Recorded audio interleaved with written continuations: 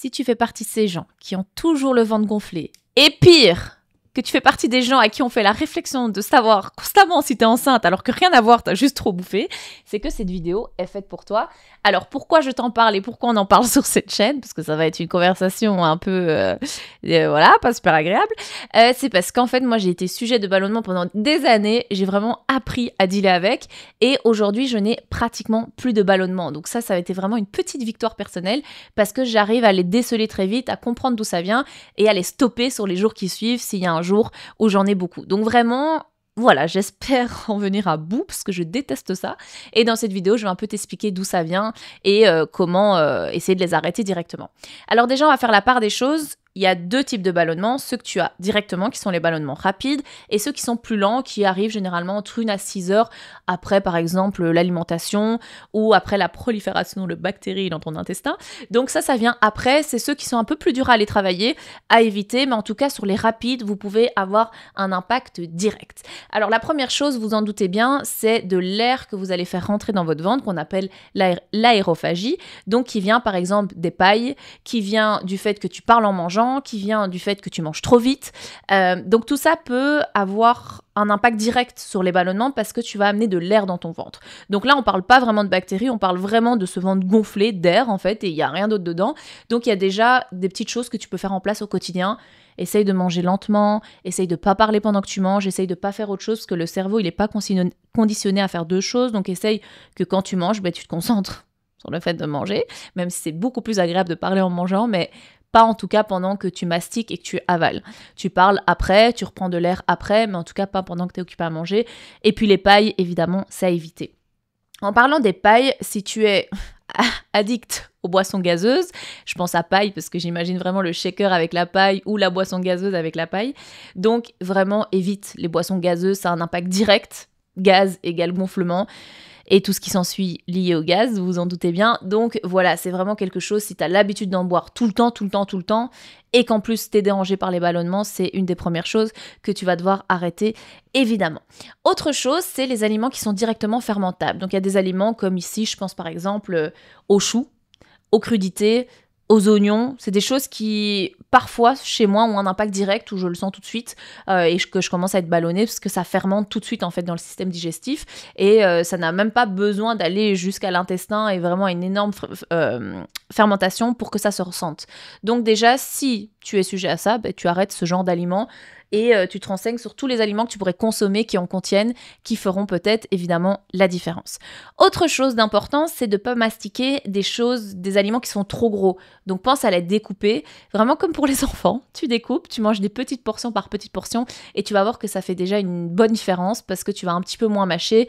Et si vraiment on devait utiliser les enzymes dans la bouche pour vraiment faire une pré-décomposition des aliments avant de la manger, il faudrait qu'on mâche 8 à 10 fois, je pense, l'aliment dans votre bouche, ce qui n'est pas du tout confortable au quotidien. Donc, découpe des plus petits morceaux. Ça va déjà t'aider à habituer cette mastication, à ce qu'elle prenne moins de temps, à ce qu'elle soit plus efficace et qu'elle arrive déjà un petit peu décomposée dans ton système digestif, évidemment. Dernière chose, si tu bois trop, même de l'eau en mangeant, le problème, c'est que tu vas diluer un petit peu les sucs gastriques qui, en fait, vont ralentir ta digestion et qui pourraient aussi être sujets à des ballonnements automatiques et presque directement à peine après avoir mangé. Donc voilà les 5 petites choses par lesquelles tu peux déjà passer et que tu peux déjà un petit peu améliorer ton quotidien pour être un petit peu moins gonflé et avoir moins l'impression d'être enceinte de 3-4 mois tous les soirs quand tu vas te coucher, parce que je parle en connaissance de cause, je ne me moque absolument pas, je parle vraiment de moi qui ai connu ça, où je me couchais le soir dans mon lit et j'arrivais à gonfler mon ventre. Mais les gars, c'était quelque chose, hein. Donc voilà, c'est quelque chose que moi, je n'aime pas. Si vous aimez ça, c'est trop chouette, trop mignon, on garde. Mais en tout cas, pour moi, c'est inconfortable et j'aime pas. Donc c'est vrai que j'ai mis des petites choses en place pour éviter que ça se reproduise. Alors, on va parler aussi des ballonnements tardifs, donc qui viennent 1 à 6 heures après l'alimentation. On va aussi parler de fermentation trop importante dans l'intestin. Alors, il faut savoir que si tout le processus de décomposition s'est fait correctement, pas de problème, vous avez un intestin en forme et vous n'allez pas ballonner. Maintenant, s'il reste des aliments qui n'ont pas eu le temps vraiment d'avoir été décomposés, il y a des bactéries qui vont s'en charger et ces bactéries, en les décomposant, vont produire des gaz. Et en fait, les gaz sont directement liés évidemment à un déséquilibre de votre microbiote et donc à un inconfort intestinal presque automatique. Donc déjà, pour tout ça, il va falloir vraiment faire attention à tout ce qui fermente longtemps, comme par exemple les produits laitiers, comme par exemple les sucres cachés, comme par exemple les alimentations trop transformées. Donc tout ce qui est un petit peu trop, vous allez vraiment éviter parce que ça a un impact direct sur votre intestin. Évidemment, il y en a qui ont de l'intolérance alimentaire, comme par exemple des intolérants au lactose ou au gluten qui vont avoir un impact direct parce que, par exemple, ça va tout de suite s'enflammer. Alors, c'est indépendant parfois de votre volonté. Il y en a qui n'ont aucun problème à manger du gluten ou à utiliser des produits laitiers, comme par exemple le lait, le fromage, etc. Mais il y en a qui sont vraiment sensibles à ça, qui s'en rendent même pas compte et qui, dans leur quotidien, ont un impact direct en fait sur cette inflammation de l'intestin et finalement pratiquement de toute une partie de votre corps. Donc, il va vraiment falloir aussi voir si vous n'avez pas un problème d'intolérance. Alors, il y a un exercice très simple que vous pouvez faire si vous y arrivez, c'est que vous testez ce qu'on appelle en fait les tests d'épreuve en médecine. C'est pendant une semaine, vous stoppez le gluten par exemple, ou pendant une semaine, vous stoppez le lactose et vous voyez si c'est un impact bénéfique. Si la réponse est oui, c'est que il y a de grandes chances que vous soyez intolérant à l'un des deux et donc il va peut-être falloir les diminuer ou les manger d'une manière un petit peu différente, essayer d'aller vraiment cibler où se trouve le problème. La constipation peut évidemment faire partie aussi de ce problème de ballonnement, malheureusement. Alors, le problème, c'est quoi? C'est que les selles vont rester stockées, elles vont stagner et donc elles vont fermenter. Donc, évidemment, ça va également avoir un inconfort, vous vous doutez bien, dans le bas du ventre. Donc, essayez, voilà, de mettre des choses en place, comme par exemple aller marcher, faire des séances d'activité sportive, boire beaucoup d'eau, essayez vraiment de redonner de la mobilité, en tout cas à votre métabolisme, qui est vraiment, qui aura un impact direct et automatique sur le bas du ventre. Donc, par exemple, quand vous avez fini de manger, allez marcher si vous êtes sujet, par exemple, au ballonnement. Alors, c'est pas toujours possible, je sais, mais en tout cas, c'est des petites choses que vous pouvez mettre en place de temps en temps au moins. Si vous sentez que vraiment vous avez fort mal au ventre, ça va quand même aider votre digestion et vous allez quand même vous sentir mieux. Alors, une autre cause aussi, ça peut être la rétention d'eau. Parfois, par exemple, dans vos cycles hormonaux, surtout chez les femmes, vous pouvez faire de la rétention d'eau à un moment du cycle qui va malheureusement avoir un impact sur ce gonflement, mais en réalité, c'est que de l'eau, donc c'est pas très grave. Il faut réussir à dissocier vraiment le fait de quand c'est de l'eau, de l'air ou une fermentation qui prolifère des mauvaises bactéries et qui provoque une inflammation. Ce que vous pouvez aussi avoir, c'est quand il y a trop d'inflammation liée aux bactéries qui sont stockées, elles vont descendre dans l'intestin grêle. Alors, il y en a un petit peu là-bas des bactéries, mais il ne faut pas qu'il y en ait de trop. S'il y en a de trop, elles vont descendre directement et c'est ça en fait qui peut provoquer aussi des douleurs abdominales et ce ventre très très gonflé. Donc vraiment, essayez d'arriver au moins à distinguer le fait que si c'est de l'eau, de l'air ou une fermentation. La fermentation est directement liée à l'alimentation, l'air, c'est par rapport à vos mauvaises habitudes et l'eau, c'est souvent de la rétention qui se fait, notamment qu'il y a un petit déséquilibre hormonal aussi. Une autre cause possible aussi, c'est l'excès de graisse saturée qui va augmenter votre mauvais cholestérol, comme le beurre, le fromage, tout ça. Et en fait, le problème, c'est que ça va ralentir en fait la vidange gastrique. Donc ça aussi, c'est quelque chose sur lequel vous pouvez un peu tester, vous dire, ok, est-ce que je mangerai pas un peu trop gras?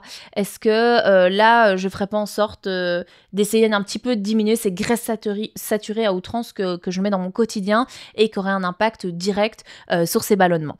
Alors, dans plein d'études, il a été prouvé aussi que trop de crudités ou trop de légumes, donc des fibres à outrance, peuvent avoir un impact et un dérèglement aussi, et cette sensation de ballonnement. Alors, il faut savoir que vous pouvez aussi faire en sorte parfois de simplement enlever la peau des fruits, de par exemple enlever les pépins aussi qui contiennent des fibres.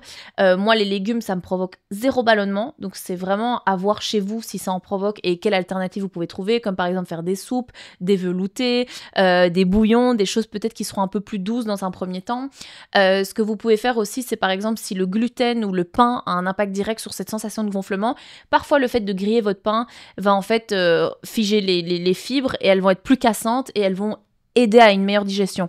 Donc il y a des petites choses que dans vos habitudes que vous pouvez essayer de mettre en place, en tout cas qui feront peut-être, je l'espère, la différence, parce que ces ballonnements, on en a marre et on n'en veut plus. Alors le stress aussi va avoir un impact direct, parce qu'en fait, je sais pas si vous savez, en tout cas moi on me l'a toujours inculqué comme ça, et c'est vrai que parfois j'ai l'impression que c'est vrai, le deuxième cerveau il est un petit peu au niveau de l'estomac, et c'est pour ça quand par exemple on a un coup de stress, on se sent pas bien, tout de suite on a mal au ventre, tout de suite on doit aller aux toilettes. Je suis sûre que ça vous est déjà arrivé avant un examen important ou avant un rendez-vous important.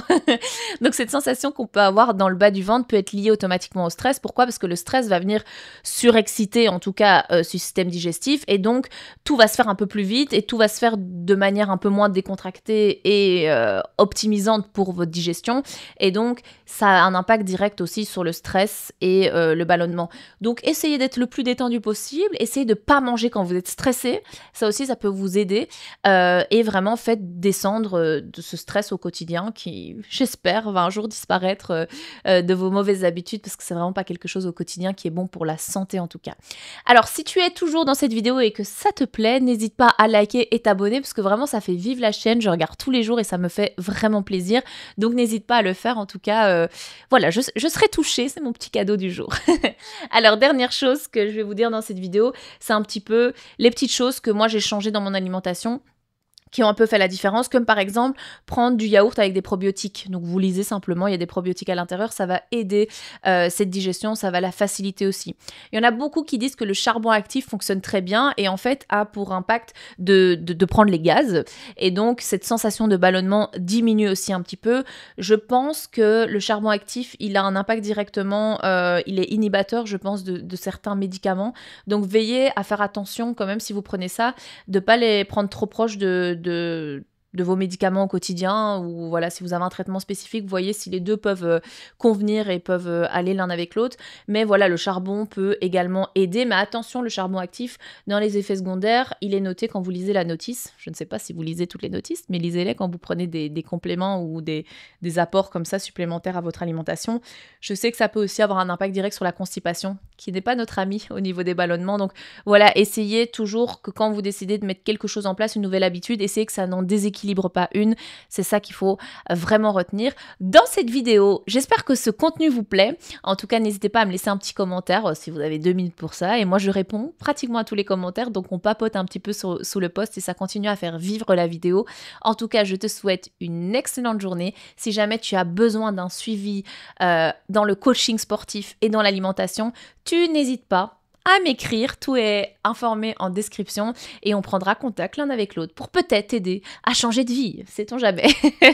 En tout cas, je te souhaite une excellente journée, soirée, repas. Si tu es occupé à me regarder en train de manger, je te souhaite un bon appétit. Fais attention à tous les petits conseils que je viens te donner et j'espère que ça ne t'a pas coupé l'appétit en tout cas.